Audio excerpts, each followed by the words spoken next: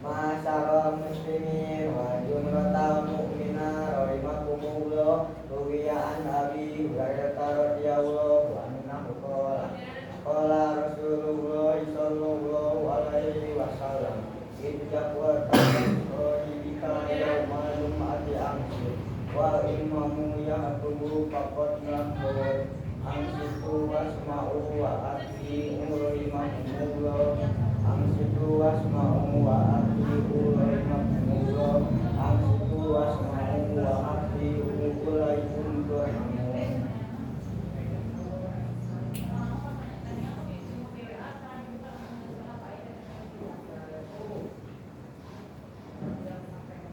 Allahumma sholli ala sayyidina Muhammad.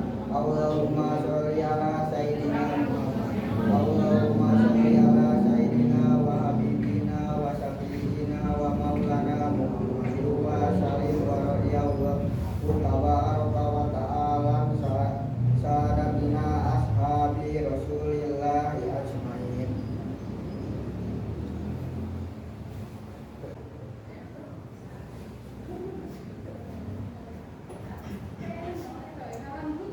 Assalamualaikum warahmatullahi wabarakatuh. Waalaikumsalam warahmatullahi wabarakatuh.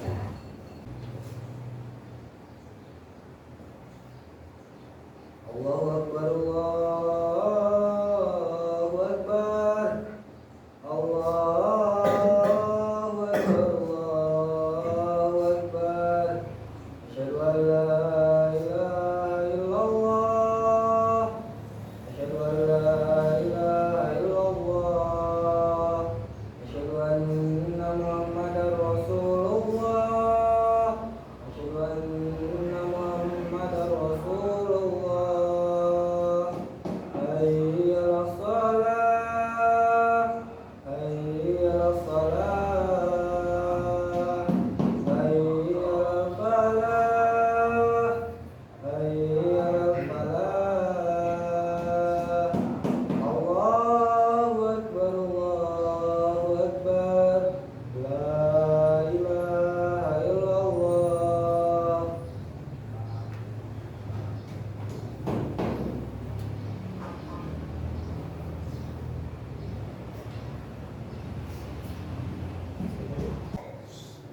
Masirul muslimin rahimakumullah.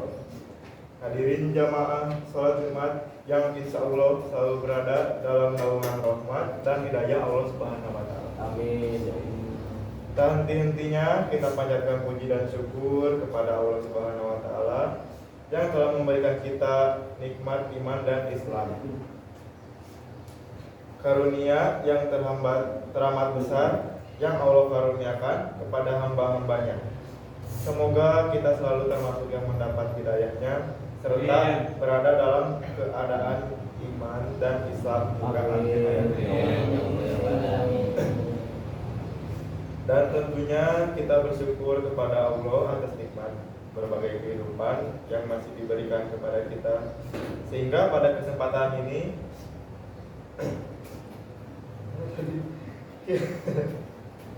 kita masih dapat beribadah kepadanya dan mengingatnya serta memujinya. Pujian hanya layak dimiliki oleh Allah Subhanahu wa taala. Alhamdulillah, segala puji hanya milik Allah. Sungguh tidaklah pantas bagi manusia untuk mengharapkan pujian, tidak pantas bagi manusia untuk merasa telah berjasa, karena sungguh sejatinya segala pujian hanya milik Allah semata. Pada kesempatan yang mulia ini, saya selaku khotib mengajak kepada hadirin sekalian, marilah kita senantiasa meningkatkan keimanan dan ketakwaan kita kepada Allah Subhanahu wa taala.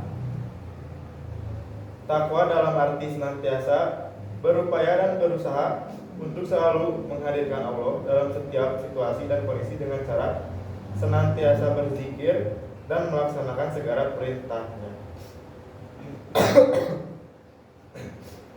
Takwa dalam arti kita senantiasa melibatkan Allah dalam setiap persoalan yang kita hadapi dengan cara berdoa, memohon pertolongan, dan bermunajat kepadanya, sehingga akan menimbulkan ketentraman dan ketenangan dalam setiap kehidupan kita. Ya ayyuhallazina amanu taqullaha haqqa tuqatih wa la tamutunna illa wa antum muslimun. Yang artinya, hai orang-orang yang beriman, bertakwalah kepada Allah sebenar-benar takwa kepadanya, dan janganlah sekali-kali kamu mati melainkan dalam keadaan beragama Islam. Quran Surat Al-Imran ayat 102. Dan tentunya sholawat serta salam semoga selalu tercurah tak henti-hentinya kepada Nabi Muhammad SAW beserta keluarganya dan para sahabatnya. Sidang sholat Jumat yang dirahmati Allah Subhanahu wa taala, dalam khutbah Jumat singkat ini sebenarnya ketika sahabatnya berarti orang diuji.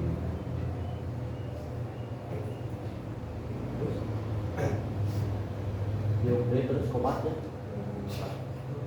Tinggal sekedar benar.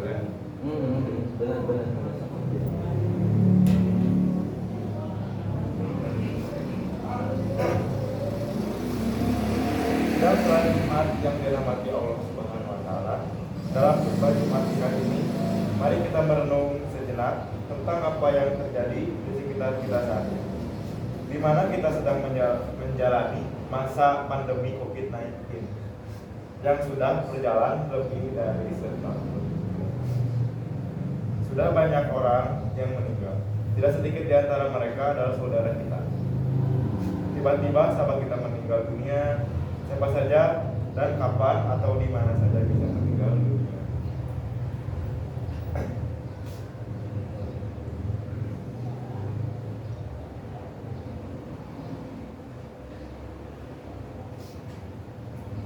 Kullu nafsi dha'iqatul maut. Setiap yang bernyawa akan merasakan mati. Kematian adalah sesuatu yang pasti kita hadapi, sesuatu yang menjadi gerbang dari kehidupan dunia menuju kehidupan akhirat adalah kematian. Bagaimana kamu ingkar kepada Allah padahal kamu yang tadinya mati, lalu Dia menghidupkan kamu, kemudian Dia mematikan kamu, lalu Dia menghidupkan kamu kembali, kemudian kepadanya lah kamu dikembalikan. Dalam tafsir Ibnu Katsir dijelaskan bahwa ayat ini menjelaskan akan kekuasaan Allah dan sungguh aneh orang yang ingkar kepada Allah Subhanahu wa taala sementara manusia awalnya tiada, lalu Allah menjadikannya ada di muka bumi ini. Ayat ini juga menunjukkan bahwa kita semua pasti mati dan kita semua pasti akan dibangkitkan kembali setelah kematian itu.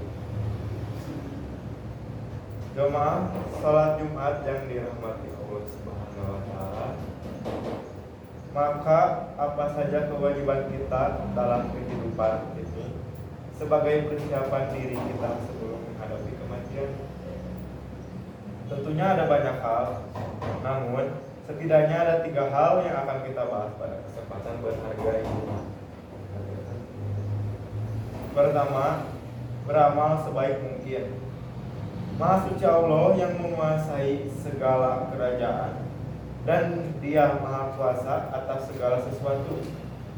Yang kedua, yang menciptakan mati dan hidup untuk menguji kamu, siapa di antara kamu yang lebih baik amalnya, dan Dia maha perkasa, maha pengampun. Masyirul muslimin rahimakumullah. Seperti apakah amalan yang terbaik itu? Salah satu indikatornya adalah pekerjaan itu dilakukan dengan istiqomah. Dalam hadis riwayat Abu Hurairah, Rasulullah SAW bersabda, sesungguhnya sebaik-baik pekerjaan adalah yang rutin atau berkelanjutan meskipun itu sedikit. Beramal sebaik mungkin juga berarti bahwa pekerjaan itu kita lakukan dengan seikhlas mungkin, semaksimal mungkin, dan dengan sempurna mungkin, baik dalam interaksi kita kepada Allah maupun kepada sesama manusia. Dalam tiap amal yang kita patrikan dalam diri kita, bahwa bisa jadi itu adalah amal terakhir kita. Masyirul muslimin rahimakumullah. Yang kedua, menyiapkan amal yang terus mengalir pahalanya. Di antara yang dapat kita persiapkan adalah dengan memperbanyak amal jariyah, ilmu yang bermanfaat, serta mendidik anak kita menjadi anak yang soleh yang dapat mendoakan kita kelak. Sebagaimana hadis Rasulullah SAW diriwayatkan oleh Abu Hurairah bahwa Rasulullah SAW bersabda, jika manusia mati, maka terputuslah amalnya kecuali 3 perkara. Yang pertama sedekah jariyah, ilmu yang diambil manfaatnya, dan anak soleh yang selalu mendoakan orang tuanya. Hadis riwayat Muslim. Yang ketiga, berdoa agar diberikan husnul khotimah. Apa itu husnul khotimah? Di antara tanda utama husnul khotimah ialah apabila yang mengucap kalimat la ilaha illallah di akhir hayatnya, maka sebuah hadis sahih yang diriwayatkan oleh Abu Dawud, Rasulullah SAW bersabda, barang siapa yang akhir perkataannya adalah la ilaha illallah, maka dia akan masuk surga. Indikator lainnya dari seorang yang husnul khotimah apabila dia mengerjakan pekerjaan baik di akhir hidupnya. Rasulullah SAW bersabda, apabila Allah menghendaki kebaikan kepada seseorang, maka Allah akan membuatnya beramal. Para sahabat bertanya, bagaimana membuatnya beramal? Beliau menjawab, Allah akan memberikan taufik padanya untuk melaksanakan amal soleh sebelum dia meninggal. Hadis riwayat Ahmad dan Tirmidzi. Selain berusaha dengan segenap amal soleh untuk mencapai husnul khotimah, kita juga harus selalu berdoa agar Allah mewafatkan kita dalam keadaan husnul khotimah. Akhirnya, semoga kita menjadi hamba Allah yang berhasil dalam mempersiapkan kehidupan kita, yang mampu meningkatkan keimanan dan ketakwaan kita kepada Allah Subhanahu wa Ta'ala, dan Allah menjadikan kita sebagai orang-orang yang wafat dalam keadaan husnul khotimah.